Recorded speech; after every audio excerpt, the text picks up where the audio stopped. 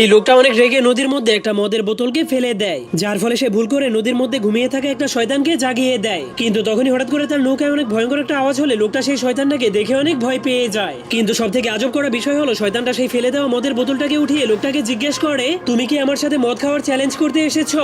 তখন লোকটা শয়তানটাকে দেখে এতটাই ভয় পেয়ে গিয়েছিল যে সে শ্বাস নেওয়াই ভুলে গিয়েছিল।